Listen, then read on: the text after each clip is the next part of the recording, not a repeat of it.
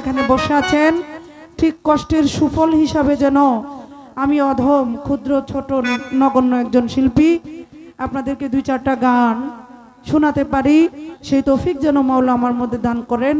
সকলের প্রতি আবারও সালাম শ্রদ্ধা রেখে অন্যান্য জাতি থাকলে আন্তরিক ধন্যবাদ জানিয়ে শুরু করছি। ধন্যবাদ সকলকে।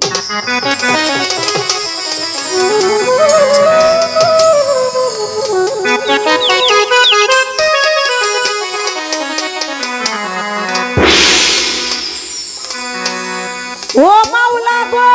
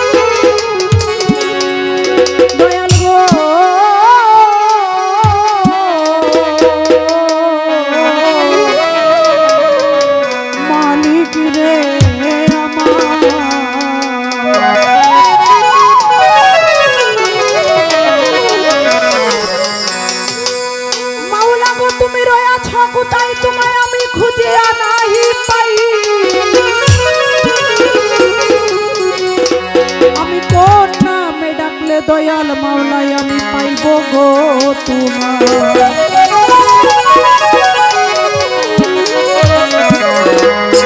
আরে যে আমার ভাঙা তরি দয়াল তোমার নামে উড়াইয়াছি পাল,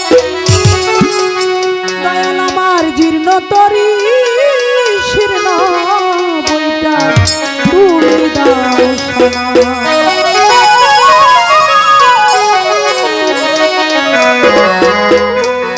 দয়া করো দয়াল মাওলা, দয়াই তোমার স্বভাব, দয়াল বিন্দু মাত্র করলে দয়া তোমার করবে না কোনো ভাব।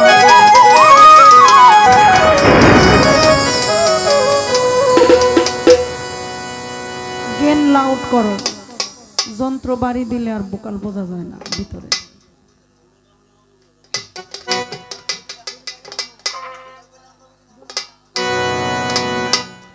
ওরে আল্লাহ তুমি হও মহান,